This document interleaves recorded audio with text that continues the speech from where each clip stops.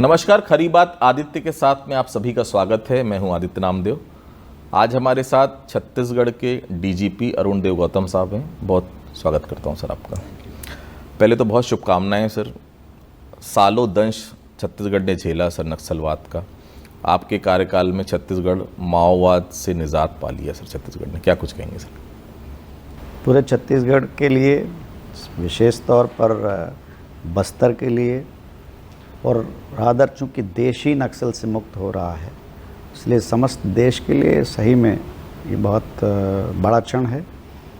और इस क्षण के लिए विशेष तौर पर मैं जिन सुरक्षा बलों का बलिदान हुआ है इस मार्ग में, जिन्होंने शहादत दी है, उन सब को भी आज इस क्षण पे नमन करता हूँ। उनकी सबकी शहादत का नतीजा ये है कि हमें ये पल नसीब हुआ है। उनको याद करना बहुत ज़रूरी भी है सर। पॉलिटिकल चीज़ें अलग होती सर, लेकिन उन्होंने अपना खून बहाया है, शहादत दी है। एक नहीं, दो नहीं, हज़ारों नाम हैं सर। बस्तर की धरती रक्त रंजित हुई शहीदों के खून से। आज वही बस्तर माओवाद से अगर हट जाए तो आज पहला सूर्योदय बस्तर ने देखा सर। कुछ याद आते हैं वो पल, क्योंकि आपने भी काफ़ी समय उनके साथ बिताया है सर। किसी को याद करना चाहें तो ज़रूर। बिल्कुल।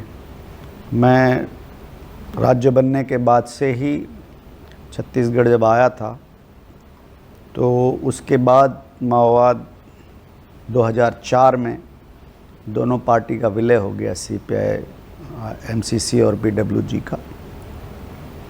और विलय के बाद इस ऑर्गेनाइजेशन ने इतना रक्तपात मचाया, और बस्तर में सुरक्षा बल, जो हमारे पुलिस फोर्स बहुत कम थी, 22,000 पुलिस फोर्स था, और वो पुलिस फोर्स इस बड़े मेनास से निपटने के लिए अपनी जद्दोजहद कर रहा था।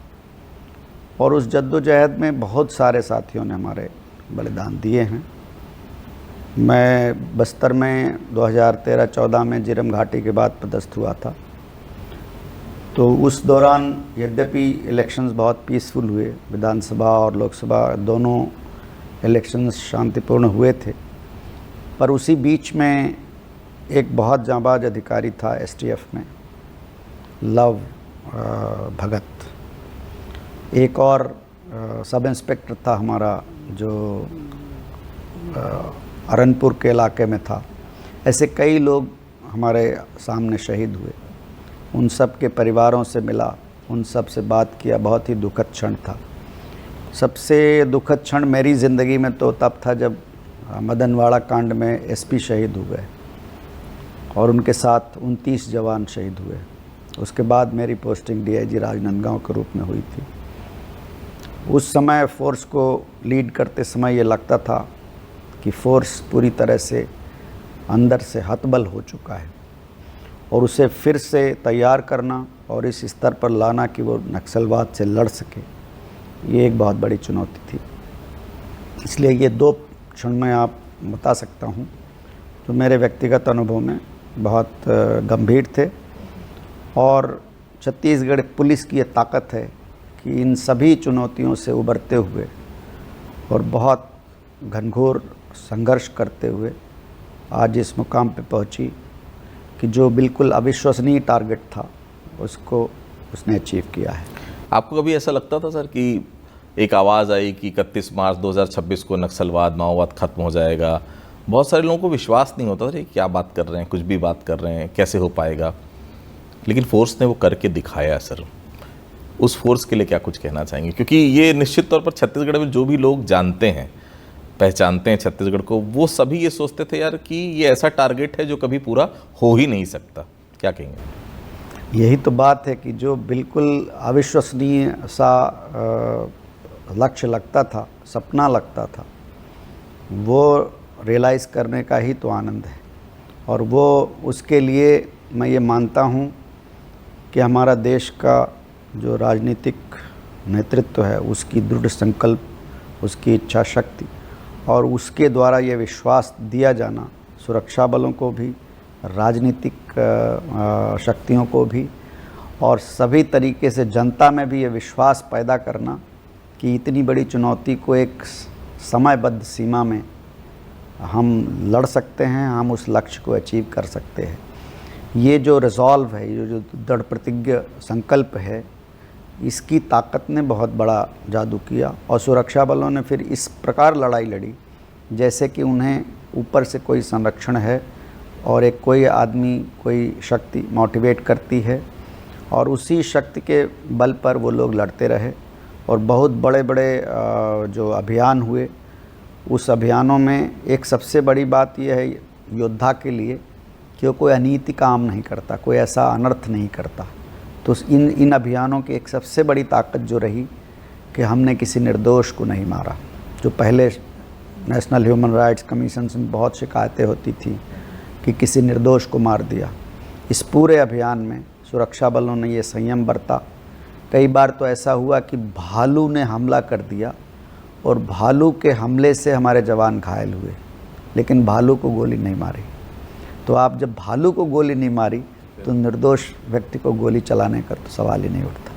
तो सबसे बड़ी अभियान की खूबसूरती यही थी कि इसमें सारी शक्तियाँ और सारे ऑर्गेनाइजेशंस, सारी इकाइयाँ, चाहे वो देश के बाहर का सुरक्षा बल हो, केंद्रीय सुरक्षा बल हो, स्थानीय सुरक्षा बल हो, इंटेलिजेंस इकाइयाँ हों, सब ने कंधे से कंधा मिला करके और उस एक संकल्प के लिए, एक लक्ष्य के लिए काम किया, और उसी का नतीजा हमको मिला है।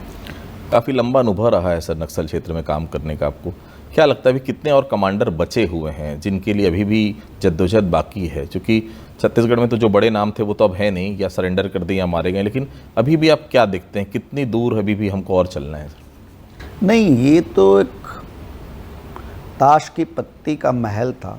ऊपर से जब शिखर इसका गिरना शुरू हुआ तो अब कुछ पैदल सैनिक जो बचे हैं वो हथियार छोड़कर छुपाव हासिल करके अपने गांव में चले गए हैं। उन्हें दिग्भ्रमित हैं, थोड़े से समझ नहीं आ रहा है कि कहाँ जाना है, क्योंकि उनका नेतृत्व समाप्त हो गया। पहले वो किसी नेता के हुक्म पर चलते थे, उनको कहा जाता था बैठो तो बैठते थे, उठो तो उठते थे। उनकी स्वयं की प्रेरणा, स्वयं का कोई निर्णय नहीं था।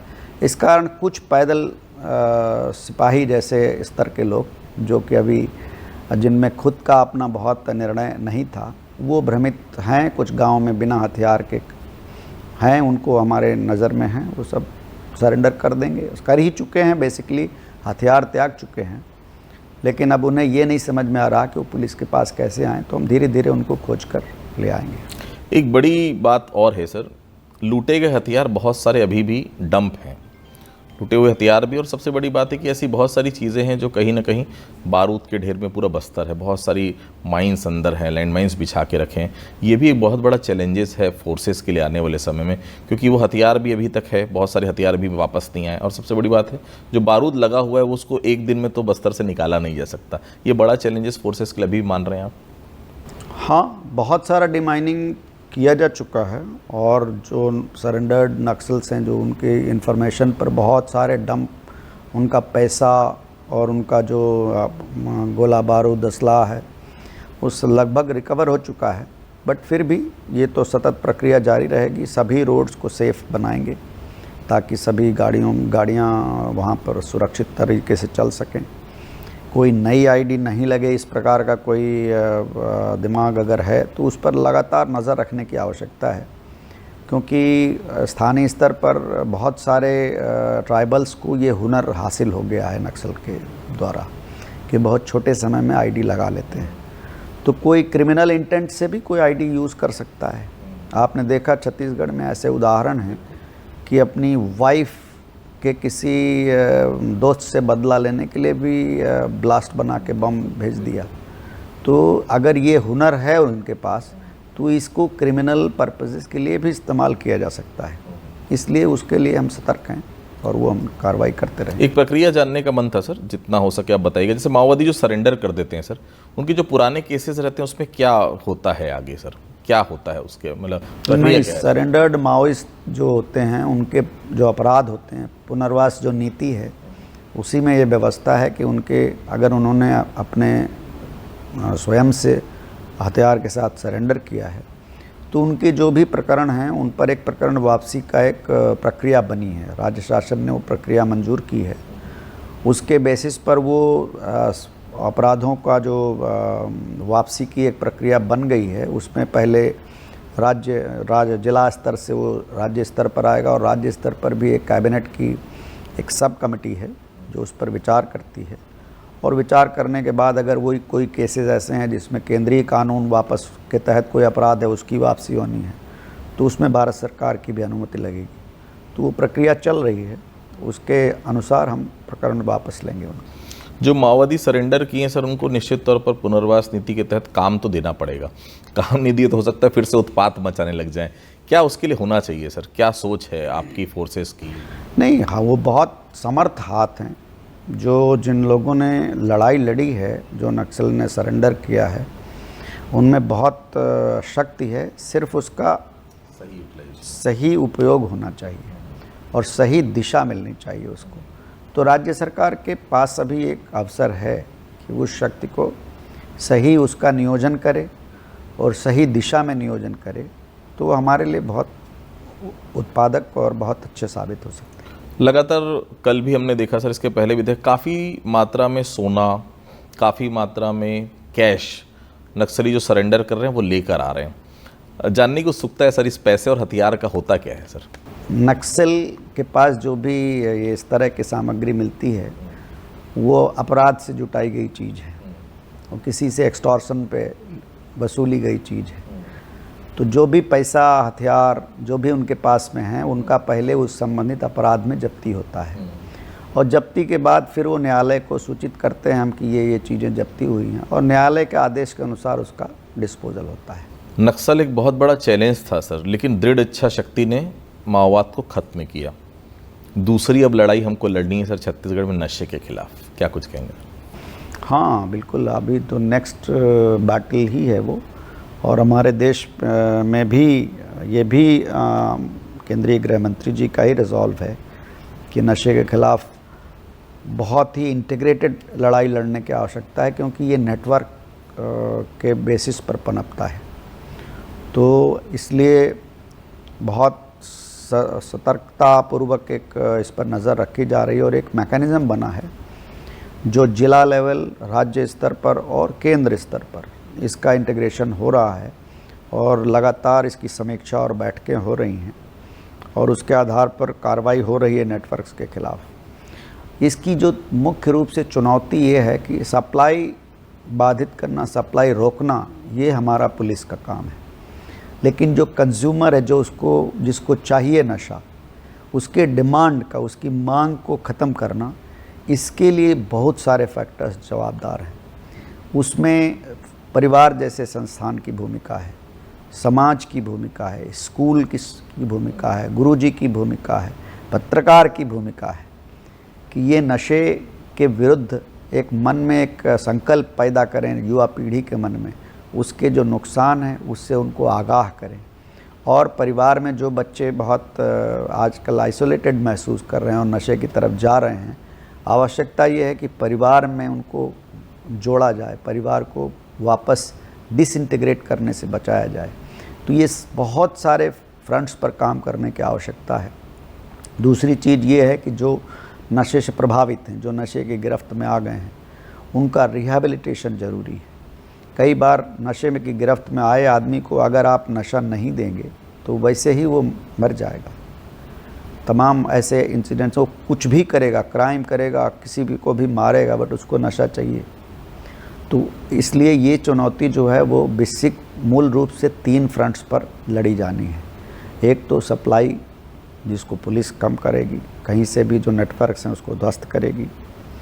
दूसरी, उनके समाज में इंटीग्रेशन का काम करेगी, मनोवैज्ञानिक तौर पर उनको अपना महसूस कराएगी, समाज में उसकी डिमांड कम करेगी, उसके प्रति अवेयरनेस फैलाएगी कि नशा बुरा है। और लास्ट में जो नशे की गिरफ्त में है उसको स्वास्थ्य विभाग के सौजन्य से, मदद से उसको उसके स्वास्थ्य के लिए, पुनर्वास के लिए मदद करेगी। तो जो ड्रग एडिक्ट्स हैं, बेसिकली जो ड्रग्स के बहुत ज़्यादा गिरफ्त में हैं, उनको धीरे धीरे हॉस्पिटलाइज करके एक रिहैबिलिटेशन सेंटर में डाल करके फिर धीरे धीरे उसको विन आउट किया जाता है नशे से। छत्तीसगढ़ में सर, चूँकि उड़ीसा से लगा हुआ है, गांजे की अधिकतर परिवहन होता है, महासमुंद में बहुत देखा जाता है, कार्रवाइयाँ भी बहुत हो रही, इसमें कहीं कोई दो राय नहीं। अब एक बड़ा चैलेंज है अफीम, वो भी लगातार मिल रही है सर। क्या मतलब इतने सारे राज्यों से जुड़ा होने का ये एक बड़ा कारण है? क्या कारण मानते हैं इस प्रकार की अफीम की खेती मिलना? दुर्ग में, रायपुर से 30 किलोमीटर है, वहाँ अफीम की खेती मिलना, बलरामपुर में, रायगढ़ में, क्या कारण क्या है इसका? नहीं, कारण कोई नहीं है। अफीम की खेती कोई अलग, वो भी खेत में ही उगती है, और तमाम देश के ऐसे इलाके हैं जहाँ पर लाइसेंस्ड खेती होती है। मंदसौर का इलाका जो मध्य प्रदेश में, जिसका छत्तीसगढ़ एक ज़माने में हिस्सा हुआ करता था, उसमें बाकायदा बहुत बड़े इलाके में एनसीबी के लाइसेंस के आधार पर अफीम उगाई जाती है। और अफीम का जो रियल उपयोग है वो मेडिसिनल उपयोग बहुत ज़्यादा, बहुत सारी जितनी दवाएं हैं उसमें अफीम का इस्तेमाल होता है। आपने देखा होगा जो डोडा मिलता है, जो आप घरों में उपयोग करते हैं, उसका जो पोस्ता दाना, वो तो घरों में खाद्य सामग्री के बतौर उपयोग होती है। उसका डोडा जो है वो भी कई प्रदेशों में लाइसेंस्ड तरीके से बिकता है। तो सवाल ये है कि अफीम की खेती कोई हाँ, उसको जहाँ पर उसका लाइसेंस नहीं है वहाँ पर उसको उगा नहीं सकते, ये प्रतिबंध रहता है। सवाल ये है कि उस अफीम की खेती हमारे यहाँ आई कैसे? छत्तीसगढ़ में न तो लाइसेंस इसका है, न ही कोई परंपरा है यहाँ अफीम की खेती की। अफीम की खेती जो अभी तक जितने केसेस हुए उसमें 2 प्रदेशों से इसके कनेक्शंस मिले हैं, एक राजस्थान से और एक बिहार और झारखंड से। तो बिहार में लार्ज स्केल पर खेती कई डिस्ट्रिक्ट्स में होती थी, अभी वहाँ पर कुछ ज़्यादा सख्ती हुई होगी या जो भी कारण हो, वहाँ से कुछ लोगों ने इसको बहुत सेफ जगह समझ के यहाँ के बॉर्डर्स पर, जो बिल्कुल बॉर्डर्स पर इलाके हैं जहाँ पर बहुत नज़र नहीं रहती, जहाँ लोगों को अवेयरनेस भी नहीं है कि अफीम है, ये क्या है। अफीम का पौधा सारे लोग पहचानते भी नहीं हैं, छत्तीसगढ़ में तो उसका कोई लोकल नाम लेते हैं। तो वहाँ पर उन शातिर लोगों ने प्रयास किया और शुरुआती प्रयास में ही वो पकड़े गए हैं, और वो खेती बहुत जल्दी उसका इतना ज़्यादा अवेयरनेस छत्तीसगढ़ में हो गई कि अब वो किसी नूक एंड कॉर्नर पर उसका होना संभव नहीं है। छत्तीसगढ़ में सर महिलाओं और पुरुषों की आबादी की अगर तुलना हम करें तो कई जिलों में महिलाओं की आबादी पुरुषों से ज़्यादा है, कई जिलों में कम भी, लेकिन लगभग बराबर आबादी। लेकिन महिलाओं के प्रति जो अपराध है उसकी छत्तीसगढ़ में संख्या बहुत ज़्यादा है। इसका क्या कारण आप मानते हैं और इसको कैसे रोकथाम? ऐसा कुछ नहीं है, महिलाओं के प्रति छत्तीसगढ़ में अपराध कोई बहुत अधिक नहीं है। ये सब स्टैटिस्टिकल फिगर्स जो है उसके चक्कर में मत पड़िए। मैं आपको महिलाओं की छत्तीसगढ़ की आज़ादी और उनका जो स्टेटस है उसके बारे में बहुत क्लियरली कह सकता हूँ कि मैंने बहुत सारे प्रदेश में, स्वयं उत्तर प्रदेश का रहने वाला हूँ, लेकिन छत्तीसगढ़ में महिला का जो स्थान है, उसकी परिवार में जो इज़्ज़त है और उसका जो स्टेटस है, वो इन बहुत सारे सो कॉल्ड बड़े डेवलप्ड प्रदेशों से भी बहुत अच्छा है और बहुत अच्छा है। अपराध जहाँ तक होते हैं महिलाओं के प्रति, उस पर पुलिस बहुत संवेदनशील है, और हम लोग सभी अपराधों पर, कोई भी रिपोर्टेड केसेस होते हैं उस पर बहुत सख्ती से कार्रवाई करें। बस्तर के अधिकारियों की थोड़ी सी बात कर लेते हैं सर।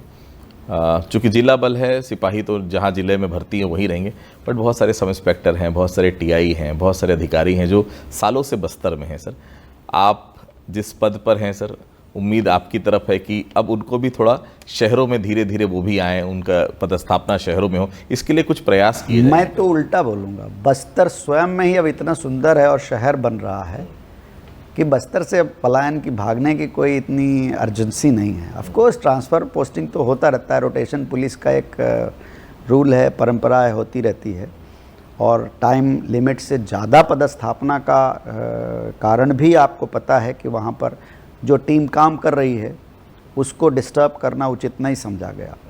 तो इसलिए उन्होंने बहुत बहादुरी से काम किया है। वो सब बेस्ट इनाम जो हो सकता है उसके पात्र हैं।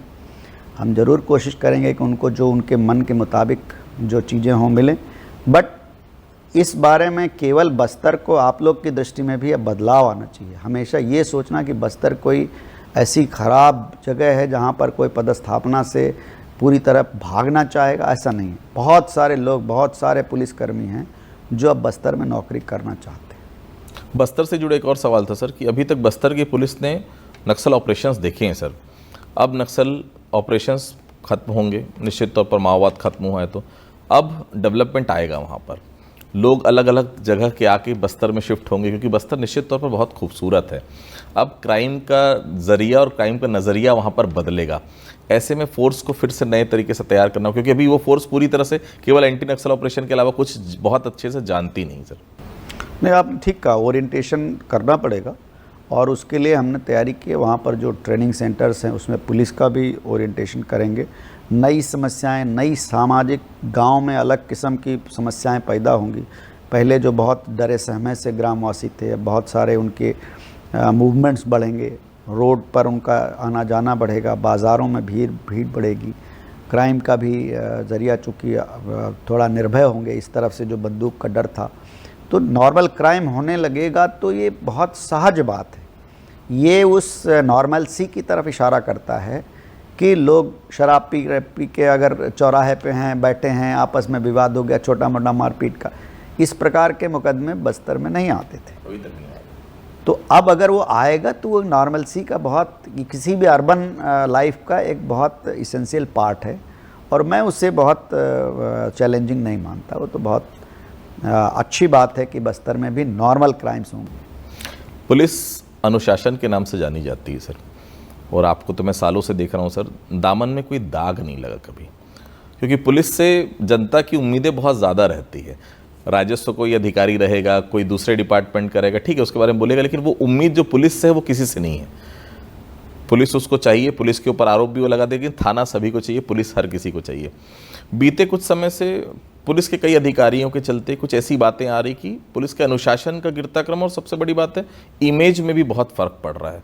क्या कुछ कहना चाहेंगे सर इस विषय पर? नहीं, ये बात आपने सही कही कि हमारी वर्दी चूँकि बहुत विजिबल है, सब कोई उसको देखता है और उसे बहुत पाक दामन पुलिस चाहिए। हर समाज का जो पुलिस का, वो पुलिस से सिर्फ चाहती है कि बिल्कुल पाक दामन रहे, इसके दामन में कोई दाग नहीं चाहिए। यद्यपि खाकी पहनती है पुलिस, लेकिन उसका जो चरित्र है वो बिल्कुल श्वेत दामन से भी बेहतर होना चाहिए। ऐसी जनता की अपेक्षा है। मैं मानता भी हूँ कि पुलिस का चरित्र जो विजिबल है, चूँकि उसका पर्सनैलिटी, उसको सब कोई जानता है समाज में, इसलिए जो समाज की अपेक्षा है उसके अनुरूप पुलिस का चरित्र बहुत बेदाग होना चाहिए। लेकिन समाज है और कोई भी ऑर्गेनाइजेशन है, उसमें बहुत लोग रहते हैं और उसमें एबरेशंस, डेविएशंस बहुत नेचुरल है। और उस जितना कार्रवाई पुलिस की मिसकंडक्ट पर होती है, कोई और डिपार्टमेंट, कोई और ऑर्गेनाइजेशन सोच नहीं सकता। हमारा कांस्टेबल थोड़ी सी गलती करता है, शराब पिए मिल जाता है, शराब दूसरे ऑर्गेनाइजेशंस के लोग पीते, कुछ फ़र्क भी नहीं पड़ता। हमारा जवान ड्यूटी में शराब पिए मिल गया, सस्पेंड हो जाता है। तो इसलिए हम उसको इंश्योर करना भी चाहते हैं और चाहते हैं कि पुलिस, हमारा पुलिस ऑर्गेनाइजेशन बिल्कुल पाक दामन रहे, क्योंकि उससे जो बहुत बड़े जिम्मेदारी की अपेक्षा भी है।